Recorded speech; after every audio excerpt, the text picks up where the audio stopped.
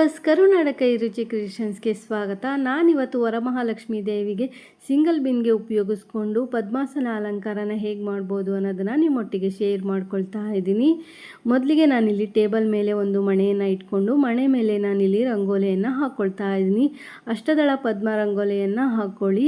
ಹಾಗೆ ಶ್ರೀಕಾರನ ಬರೆದ್ಬಿಟ್ಟು ಅಷ್ಟದಳ ಪದ್ಮ ರಂಗೋಲಿಯನ್ನು ಹಾಕ್ಕೊಳ್ಳಿ. ನಾನಿಲ್ಲಿ ಸ್ಕ್ರೀನ್ ಮೇಲೆ 2 ರೀತಿಯ ರಂಗೋಲಿನ ತೋರಿಸ್ತಾ ಇದ್ದೀನಿ. ಈ ರಂಗೋಲಿನಲ್ಲಿ ನಿಮಗೆ ಯಾವ್ದು ಈಸಿಯಾಗಿ ಬರುತ್ತೆ ಆ ರಂಗೋಲಿಯನ್ನು ನೀವಿಲ್ಲಿ ಹಾಕ್ಕೋಬೋದು. ರಂಗೋಲಿ ಹಾಕಿದ ನಂತರ ರಂಗೋಲಿ ಅಕ್ಕಪಕ್ಕ ಶಂಖ ಮತ್ತು ಚಕ್ರನ ಹಾಕ್ಕೊಳ್ಳಿ. ಲಕ್ಷ್ಮೀ ಸಮೇತ ನಾರಾಯಣನ ಆರಾಧನೆ ಮಾಡಬೇಕು, ಬರೀ ಲಕ್ಷ್ಮಿಯನ್ನು ಆರಾಧನೆ ಮಾಡಬಾರ್ದು. ಅದಕ್ಕೋಸ್ಕರ ನಾನಿಲ್ಲಿ ಶಂಖ ಚಕ್ರ ಹಾಗೆ ಅಷ್ಟದಳ ಪದ್ಮ ರಂಗೋಲಿಯನ್ನು ಹಾಕ್ಕೊಂಡಿದ್ದೀನಿ. ರಂಗೋಲಿಯನ್ನು ಹಾಕಿದ ನಂತರ ನಾವು ರಂಗೋಲಿಗೆ ಅರಿಶಿನ ಕುಂಕುಮವನ್ನು ಸೇರಿಸಬೇಕಾಗುತ್ತೆ. ಹೊಸದಾಗಿ ಯಾರೆಲ್ಲ ನಮ್ಮ ಚಾನಲ್ ನೋಡ್ತಾ ಇದ್ದೀರಾ, ನಮ್ಮ ಚಾನಲ್ನ ಸಬ್ಸ್ಕ್ರೈಬ್ ಮಾಡಿಕೊಂಡು ನೋಡಿ. ವಿಡಿಯೋ ಏನಾದರೂ ಇಷ್ಟ ಆಯಿತು ಅಂದರೆ ಒಂದು ಲೈಕ್ ಕೊಡಿ. ಹಾಗೆ ನಿಮ್ಮ ಫ್ಯಾಮಿಲಿ ಫ್ರೆಂಡ್ಸ್ಗೂ ಸಹ ವಿಡಿಯೋನ ಶೇರ್ ಮಾಡ್ಕೊಳ್ಳಿ. ನಾನೀಗ ರಂಗೋಲಿಯನ್ನು ಬರ್ಕೊಂಡ ನಂತರ ರಂಗೋಲಿಗೆ ಅರಿಶಿನ ಕುಂಕುಮನ ಸೇರಿಸ್ಕೊಳ್ತಾ ಇದ್ದೀನಿ. ನಂತರ ತಟ್ಟೆ ಮೇಲೆ ಅಕ್ಕಿಯನ್ನು ಸೇರಿಸ್ಕೊಂಡು ಅಕ್ಕಿ ಮೇಲೆ ನಾನಿಲ್ಲಿ ರಂಗೋಲಿಯನ್ನು ಹಾಕ್ಕೊಳ್ತಾ ಇದ್ದೀನಿ. ಇಲ್ಲೂ ಸಹ ಅಷ್ಟದಳ ಪದ್ಮ ರಂಗೋಲಿಯನ್ನು ನಾವು ಕುಂಕುಮದಿಂದ ಬರ್ಕೋಬೇಕಾಗತ್ತೆ. ಇಲ್ಲಿ ನಾವು ಹೇಗೆ ಪೂಜೆ ಮಾಡ್ತೀವಿ ಆ ರೀತಿಯಲ್ಲಿ ನಾನು ತೋರಿಸಿದ್ದೀನಿ. ಪೂರ್ತಿ ನಾನು ತೋರಿಸಿಲ್ಲ, ಸ್ವಲ್ಪ ಕಳಶಕ್ಕೆ ನಾವೇನೆಲ್ಲ ಸೇರಿಸ್ತೀವಿ ಅದನ್ನು ಮಾತ್ರ ಈ ವಿಡಿಯೋದಲ್ಲಿ ನಿಮ್ಮೊಟ್ಟಿಗೆ ಶೇರ್ ಮಾಡ್ಕೊಳ್ತಾ ಇದ್ದೀನಿ. ಒಬ್ಬರು ವ್ಯೂವರ್ಸ್ ಕೇಳಿದರು, ಅವ್ರಿಗೋಸ್ಕರ ನಾನಿವತ್ತು ಶೇರ್ ಮಾಡ್ತಾ ಇದ್ದೀನಿ. ಅಷ್ಟದಳ ಪದ್ಮ ರಂಗೋಲಿ ಹಾಕಿದ ಮೇಲೆ ಅದಕ್ಕೆ ಅರಿಶಿನ ಕುಂಕುಮ ಅಕ್ಷತೆ ಹಾಕಿ ಪೂಜೆ ಮಾಡ್ಕೋಬೇಕಾಗತ್ತೆ. ನಂತರ ಕಳಶದ ಬಿಂದಿಗೆಯನ್ನು ಇಟ್ಟು ಕಳಶದ ಬಿಂದಿಗೆಗೆ ಗಂಧ ಅರಿಶಿನ ಕುಂಕುಮ ಇಟ್ಟು ನಂತರ ಕಳಶದ ಬಿಂದಿಗೆಗೆ ಶುದ್ಧವಾದ ನೀರನ್ನು ಸೇರಿಸಬೇಕಾಗತ್ತೆ. ಬಿಂದಿಗೆಯ ಕಂಠ ಭಾಗ ಬರುತ್ತಲ್ಲ ಅಲ್ಲಿವರೆಗೂ ನೀರನ್ನು ಸೇರಿಸಿದರೆ ಸಾಕು. ತೆಂಗಿನಕಾಯಿ ಇಟ್ಟರೆ ಸ್ವಲ್ಪ ನೀರಿಗೆ ತಾಕಿದರೆ ಸಾಕಾಗುತ್ತೆ. ನಂತರ ಅದಕ್ಕೆ ಅರಿಶಿನ ಕುಂಕುಮ ಗಂಧ ಕಾಲುಂಗ್ರ ಬಿಲ್ಲೆ ಇದ್ದರೆ ಸೇರಿಸ್ಬೋದು. ದಕ್ಷಿಣೆ ಅಡಿಕೆ ಹೂವು ಹಾಗೆ ಅಕ್ಷತೆಯನ್ನು ನೀವು ಸೇರಿಸ್ಕೋಬೇಕಾಗತ್ತೆ. ಅರಿಶಿಣದ ಕೊಂಬು ಸೇರಿಸುವಂಥವ್ರು ಸೇರಿಸ್ಕೋಬೋದು. ಹಾಗೆ ನಿಮ್ಮ ಪದ್ಧತಿ ಪ್ರಕಾರ ನೀವು ಏನೆಲ್ಲ ಹಾಕ್ತೀರಾ ಅವೆಲ್ಲವನ್ನು ಹಾಕಿ ಕಳಶನ ರೆಡಿ ಮಾಡ್ಕೋಬೋದು.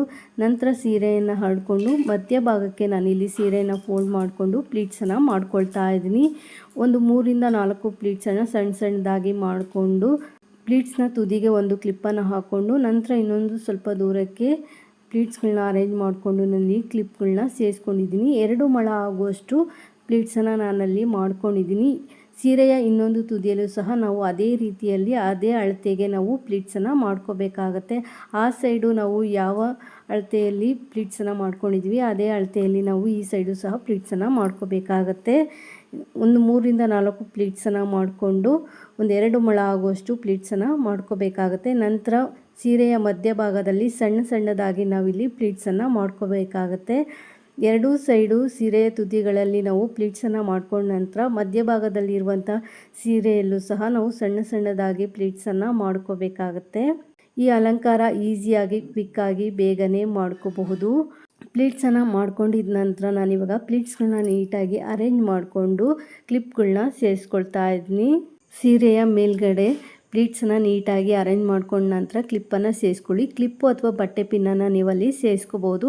ಹಾಗೆ ಬಾರ್ಡರ್ ಹತ್ರನೂ ಸಹ ಪ್ಲೀಟ್ಸ್ಗಳನ್ನ ನೀಟಾಗಿ ಅರೇಂಜ್ ಮಾಡಿಕೊಂಡು ನೀವು ಕ್ಲಿಪ್ಪನ್ನು ಸೇರಿಸ್ಕೊಳ್ಳಿ. ಮಧ್ಯಭಾಗದಲ್ಲೂ ಸಹ ಪ್ಲೀಟ್ಸ್ಗಳನ್ನ ನೀವಿಲ್ಲಿ ನೀಟಾಗಿ ಅರೇಂಜ್ ಮಾಡಿಕೊಂಡು ಕ್ಲಿಪ್ಪನ್ನು ಸೇರಿಸ್ಕೋಬೇಕಾಗತ್ತೆ.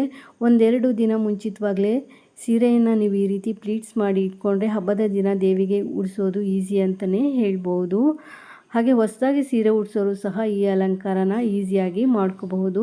ಸೆರಗಿನ 2 ತುದಿಗಳನ್ನು ಕಳಶದ ಅಕ್ಕಪಕ್ಕ ಇಟ್ಕೋಬೇಕಾಗತ್ತೆ. ಹಾಗೆ ಸಣ್ಣದಾಗಿ ನಾವೇನು ಪ್ಲೀಟ್ಸ್ ಮಾಡಿ ಇಟ್ಕೊಂಡಿರ್ತೀವಿ ಅದನ್ನು ಕಳಶದ ಮುಂಭಾಗ ಇಟ್ಕೊಂಡು ಲೆಂತನ್ನು ನೋಡಿಕೊಂಡು ನಾವು ಕಟ್ಕೋಬೇಕಾಗತ್ತೆ. ಮೇಲ್ಗಡೆ ತುದಿ ಏನು ಬರುತ್ತೆ ಆ ತುದಿಯಲ್ಲಿರುವಂಥ ಪ್ಲೀಟ್ಸನ್ನು ದಾರದ ಒಳಗಡೆ ಇಟ್ಬಿಟ್ಟು ಸ್ವಲ್ಪ ಭಾಗ ಫೋಲ್ಡ್ ಮಾಡಿ ಲೆಂತನ್ನು ನೋಡಿಕೊಂಡು ನಾವು ಕಟ್ಕೋಬೇಕಾಗತ್ತೆ. ಕಳಶದ ಬಿಂದಿಗೆಯ ಕಂಠ ಭಾಗಕ್ಕೆ ಟೈಟಾಗಿ ನಾವಲ್ಲಿ ಗ್ರಿಪ್ಪಾಗಿ ಕಟ್ಕೋಬೇಕು, ಜಾರಬಾರ್ದು. ಆ ರೀತಿಯಲ್ಲಿ ನಾವು ನೀಟಾಗಿ ಕಟ್ಕೋಬೇಕಾಗತ್ತೆ. ಪ್ಲೀಟ್ಸಿಗೆ ಹಾಕಿರುವಂಥ ಎಲ್ಲ ಕ್ಲಿಪ್ಸ್ಗಳನ್ನ ನಾವಿವಾಗ ರಿಮೂವ್ ಮಾಡಿಕೊಂಡು ಪ್ಲೀಟ್ಸನ್ನು ನಾವು ಸ್ಪ್ರೆಡ್ ಮಾಡ್ಕೋಬೇಕು. ಬಿಂದಿಗೆಯ ಕಂಠ ಭಾಗದಲ್ಲಿ ನಾವೇನು ಪ್ಲೀಟ್ಸನ್ನು ಕಟ್ಟಿರ್ತೀವಿ ಅಲ್ಲಿ ಒಂದು ಸ್ವಲ್ಪ ನಾವು ಪ್ಲೀಟ್ಸನ್ನು ಸ್ಪ್ರೆಡ್ ಮಾಡಿಕೊಂಡು ನಂತರ ಕೆಳಭಾಗದಲ್ಲಿ ಒಂದರ ಪಕ್ಕ ಒಂದು ಪ್ಲೀಟ್ಸ್ ಬರೋ ರೀತಿಯಲ್ಲಿ ನೀಟಾಗಿ ಅರೇಂಜ್ ಮಾಡ್ಕೋಬೇಕಾಗತ್ತೆ. ನಿಮಗೆ ಎಷ್ಟು ಅಗಲ ಬೇಕು ಯಾವ ರೀತಿ ಬೇಕು ಆ ರೀತಿಯಲ್ಲಿ ಪ್ಲೀಟ್ಸನ್ನು ನೀಟಾಗಿ ಅರೇಂಜ್ ಮಾಡ್ಕೊಳ್ಳಿ. ನೀವು ಹಬ್ಬದ ದಿನವೇ ದೇವಿಗೆ ಸೀರೆಯನ್ನು ಉಡಿಸ್ತೀನಿ ಅಂದರೆ ಕಳಶದ ಬಿಂದಿಗೆಗೆ ನೀರನ್ನು ಸೇರಿಸ್ಬಿಟ್ಟು ಉಳಿಸ್ಕೊಳ್ಳಿ. ಅಥವಾ ಹಿಂದಿನ ದಿನವೇ ನೀವು ಸೀರೆಯನ್ನು ಉಡಿಸಿ ಇಟ್ಕೊಳ್ತೀನಿ ಅಂದರೆ ನೀರನ್ನು ತುಂಬಿಸ್ಲಿಕ್ಕೆ ಹೋಗಬೇಡಿ. ಕಳಶದ ಬಿಂದಿಗೆ ಅಲುಗಾಡುತ್ತೆ ಅಂತ ಏನಾದರೂ ನಿಮಗೆ ಭಯ ಇದ್ದರೆ ಮಾತ್ರ ನೀರನ್ನು ತುಂಬಿಸ್ಕೋಬಹುದು. ಹಬ್ಬದ ದಿನವೇ ಅಥವಾ ನೀವು ಪೂಜೆ ಮಾಡೋದಕ್ಕಿಂತ ಮುಂಚೆ ನೀರನ್ನು ತುಂಬಿಸ್ಕೊಂಡ್ರೆ ಒಳ್ಳೆಯದು. ಈಗ ನಾವು ಎರಡೂ ಸೈಡಲ್ಲಿ ಏನು ಸೆರಗನ್ನು ಪ್ಲೀಟ್ಸ್ ಮಾಡಿ ಇಟ್ಕೊಂಡಿದ್ವಿ, ಸೆರಗನ್ನು ಕಳಶದ ಹಿಂಭಾಗದಿಂದ ಕಡ್ಡಿಯ ಮೇಲ್ಗಡೆ ತೊಗೊಬಂದು ಆಪೋಸಿಟ್ ಡೈರೆಕ್ಷನ್ಗೆ ನಾವಿಲ್ಲಿ ಸೆರಗನ್ನು ಹಾಕ್ಕೋಬೇಕಾಗುತ್ತೆ. ಎಕ್ಸ್ ಶೇಪಲ್ಲಿ ಬರಬೇಕು, ಅಂದರೆ ಇಂಟು ಶೇಪಲ್ಲಿ ಬರಬೇಕಾಗುತ್ತೆ. ಆ ರೀತಿ ನಾವಿಲ್ಲಿ ಸೆರಗನ್ನು ಸೇರಿಸ್ಕೋಬೇಕಾಗತ್ತೆ. ಸೆರಗಿನ ಎರಡೂ ತುದಿಗಳನ್ನು ಸಮವಾಗಿ ನಾವಲ್ಲಿ ಜೋಡಿಸ್ಕೋಬೇಕಾಗುತ್ತೆ. ನಂತರ ಸೊಂಟಕ್ಕೆ ಒಂದು ಶೇಪ್ ಬರೋ ರೀತಿಯಲ್ಲಿ ಒಂದು ದಾರನ ನಾವಿಲ್ಲಿ ಕಟ್ಕೋಬೇಕಾಗುತ್ತೆ. ಕಳಶದ ಬಿಂದಿಗೆಯ ತಳಭಾಗಕ್ಕೆ ಅಥವಾ ಕೆಳಭಾಗಕ್ಕೆ ಒಂದು ಸೊಂಟದ ಶೇಪು ಬರೋ ರೀತಿಯಲ್ಲಿ ದಾರನ ಕಟ್ಕೊಂಡು ಸೀರೆ ಸೆರಗಿಗೆ ಹಾಕಿರುವಂಥ ಎಲ್ಲ ಕ್ಲಿಪ್ಸ್ಗಳನ್ನ ನಾವಿಲ್ಲಿ ರಿಮೂವ್ ಮಾಡ್ಕೋಬೇಕಾಗತ್ತೆ. ರಿಮೂವ್ ಮಾಡಿಕೊಂಡು ಸ್ವಲ್ಪನೂ ರಿಂಕಲ್ಸ್ ಇರದಿರೋ ರೀತಿಯಲ್ಲಿ ನೀಟಾಗಿ ಅರೇಂಜ್ ಮಾಡ್ಕೊಳ್ಳಿ. ನಂತರ ನಾನಲ್ಲಿ ಒಂದು ನ್ಯೂಸ್ ಪೇಪರನ್ನು ತೊಗೊಂಡು ಈ ರೀತಿ ಸುತ್ಕೊಳ್ತಾ ಇದ್ದೀನಿ. ಬಾಲ್ ಸೈಜ್ ಆಗೋ ರೀತಿಯಲ್ಲಿ ನಾವು ಈ ರೀತಿ ರೌಂಡಿಗೆ ಮಾಡಿಕೊಂಡು ಸೀರೆಯ ಕೆಳಭಾಗದಲ್ಲಿ ಸೇರಿಸ್ಕೋಬೇಕಾಗತ್ತೆ. ಕಳಶದ ಬಿಂದಿಗೆಯ ಪಕ್ಕ ಸೀರೆ ಪಾರ್ಟ್ ಏನು ಬರುತ್ತೆ ಅದರೊಳಗಡೆ ಪೇಪರ್ ಬಾಲನ್ನು ಇಟ್ಬಿಟ್ಟು ನೀಟಾಗಿ ನಾವಲ್ಲಿ ಶೇಪ್ ಬರೋ ರೀತಿಯಲ್ಲಿ ಮಾಡ್ಕೋಬೇಕು. ಮಂಡಿ ಕಾಲು ಹಾಕ್ಕೊಂಡು ಕೂತ್ಕೊಂಡಾಗ ಹೇಗೆ ಕಾಲು ಕಾಣಿಸುತ್ತೆ ಆ ರೀತಿಯಲ್ಲಿ ನಾವು ಮಾಡ್ಕೋಬೇಕು. ಇನ್ನೊಂದು ನ್ಯೂಸ್ ಪೇಪರನ್ನು ತಗೊಂಡು ಅದೇ ರೀತಿಯಲ್ಲಿ ಸುತ್ತಕೊಂಡು ಕಳಶದ ಬಿಂದಿಗೆಯ ಇನ್ನೊಂದು ಸೈಡಲ್ಲಿ ಸೀರೆ ಕೆಳಭಾಗದಲ್ಲಿ ಪೇಪರ್ ಬಾಲನ್ನು ಇಟ್ಬಿಟ್ಟು ಸೀರೆಯಿಂದ ನಾವು ಈ ರೀತಿ ಕವರ್ ಮಾಡಿಕೊಂಡು ಮಂಡಿ ಕಾಲು ಬರೋ ರೀತಿಯಲ್ಲಿ ಶೇಪನ್ನು ಕೊಟ್ಕೋಬೇಕಾಗುತ್ತೆ. ಎಕ್ಸ್ಟ್ರಾ ಇರುವಂಥ ಸೀರೆ ಪಾರ್ಟನ್ನು ಕಳಶದ ಹಿಂಭಾಗಕ್ಕೆ ನಾವು ಸೇರಿಸ್ಕೋಬೇಕಾಗತ್ತೆ. ಅಲ್ಲಿ ಒಂದು ಸ್ವಲ್ಪನೂ ರಿಂಕಲ್ಸ್ ಇರದೇ ಇರೋ ರೀತಿಯಲ್ಲಿ ನೀಟಾಗಿ ರೆಡಿ ಮಾಡ್ಕೊಳ್ಳಿ. ನಂತರ ಕೆಳಗಡೆ ಇರುವಂಥ ಪ್ಲೀಟ್ಸನ್ನು ನೀಟಾಗಿ ಅರೇಂಜ್ ಮಾಡ್ಕೋಬೇಕಾಗತ್ತೆ. ನೀಟಾಗಿ ಸ್ಪ್ರೆಡ್ ಮಾಡ್ಕೊಳ್ಳಿ. ಹಾಗೆ ಕಾಲು ಶೇಪು ನೀಟಾಗಿ ಕಾಣಿಸ್ತಿದೆಯಾ ಅಂತ ನೋಡ್ಕೊಳ್ಳಿ. ನೋಡಿಕೊಂಡು ಎಕ್ಸ್ಟ್ರಾ ಇರುವಂಥ ಸೀರೆ ಪಾರ್ಟೆಲ್ಲ ಬ್ಯಾಕ್ ಸೈಡ್ಗೆ ಕಳಿಸ್ಬಿಟ್ಟು ಫ್ರಂಟಿಂದ ನಿಂತ್ಕೊಂಡು ನೋಡಿದ್ರೆ ಪದ್ಮಾಸನದಲ್ಲಿ ಕುಳಿತಿರೋ ರೀತಿ ಕಾಣಿಸ್ಬೇಕು. ಆ ರೀತಿಯಲ್ಲಿ ನೀಟಾಗಿ ಅರೇಂಜ್ ಮಾಡ್ಕೊಳ್ಳಿ. ಈ ವಿಡಿಯೋ ಇಷ್ಟ ಆದರೆ ಒಂದು ಲೈಕ್ ಕೊಡಿ. ಹೊಸದಾಗಿ ಯಾರೆಲ್ಲ ಚಾನಲ್ ನೋಡ್ತಾ ಇದ್ದೀರಾ ಚಾನಲ್ನ ಸಬ್ಸ್ಕ್ರೈಬ್ ಮಾಡಿಕೊಂಡು ನೋಡಿ. ದೇವಿಯ ಸೊಂಟಕ್ಕೆ ಒಂದು ಶೇಪು ಬರೋ ರೀತಿಯಲ್ಲಿ ನಾವೇನು ದಾರ ಕಟ್ಕೊಂಡಿರ್ತೀವಿ ಆ ದಾರಕ್ಕೆ ಲೇಸು ಅಥವಾ ಡಾಬನ್ನು ಸೇರಿಸ್ಕೋಬೇಕು.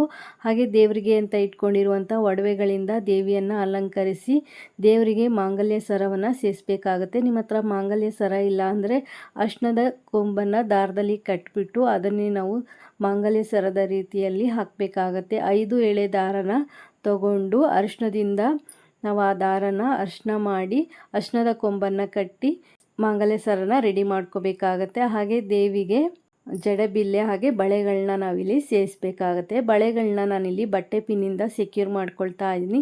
ಎರಡೂ ಸೈಡ್ ಕಡ್ಡಿ ಏನು ಕಟ್ಟಿರ್ತೀವಿ ಆ ಕಡ್ಡಿಗಳಿಗೆ ಒಂದು ಅರ್ಧ ಡಜನ್ ಆಗುವಷ್ಟು ಬಳೆಗಳನ್ನ ನೀವಿಲ್ಲಿ ಸೇರಿಸ್ಕೋಬೋದು. ಅರ್ಧ ಡಜನ್ ಅಥವಾ 1 ಡಜನ್ ಬಳೆಯನ್ನು ನೀವು ಸೇರಿಸ್ಕೋಬೋದು. ಅಥವಾ 4 ಬಳೆ ಆದರೂ ನೀವಿಲ್ಲಿ ಸೇರಿಸ್ಕೋಬಹುದು.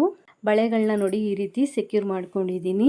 ನಂತರ ಕಳಶದ ಬಿಂದಿಗೆಗೆ ವೀಳ್ಯದೆಲೆ ಮಾವಿನ ಎಲೆಯನ್ನು ಇಟ್ಕೋಬೇಕು. ನಾನಿಲ್ಲಿ 5 ವೀಳ್ಯದೆಲೆಯನ್ನು ಇಟ್ಕೊಳ್ತಾ ಇದ್ದೀನಿ. ಹಾಗೆ ಕಳಶದ ಬಿಂದಿಗೆಗೆ ತೆಂಗಿನಕಾಯಿ ಇಟ್ಟು ದೇವಿಗೆ ಮುಖಪದ್ಮವನ್ನು ಹಾಕಿ ಹೂಗಳಿಂದ ದೇವಿಯನ್ನು ಅಲಂಕರಿಸಿ ಭಕ್ತಿ ಮತ್ತು ಶ್ರದ್ಧೆಯಿಂದ ದೇವಿಯನ್ನು ಆರಾಧಿಸಿ. ಈ ವಿಡಿಯೋ ಏನಾದರೂ ನಿಮಗೆ ಇಷ್ಟ ಆಯಿತು ಅಂದರೆ ಒಂದು ಲೈಕ್ ಕೊಡಿ. ಪೂರ್ತಿಯಾದ ಅಲಂಕಾರ ಆದ ನಂತರ ನೀವಿಲ್ಲಿ ದೇವಿಯನ್ನು ನೋಡ್ಬೋದು. ದೇವಿ ಎಷ್ಟು ಚೆನ್ನಾಗಿ ಎಷ್ಟು ಲಕ್ಷಣವಾಗಿ ಕಾಣಿಸ್ತಾ ಇದ್ದಾರೆ ಅಂತ ಹೇಳಿ. ಈ ವಿಡಿಯೋ ಇಷ್ಟ ಆದರೆ ಒಂದು ಲೈಕ್ ಕೊಡಿ. ಹೊಸದಾಗಿ ಯಾರೆಲ್ಲ ಚಾನಲ್ ನೋಡ್ತಾ ಇದ್ದೀರಾ ಚಾನಲ್ನ ಸಬ್ಸ್ಕ್ರೈಬ್ ಮಾಡ್ಕೊಂಡು ನೋಡಿ. Thanks for watching this video. Take care. Have A nice day.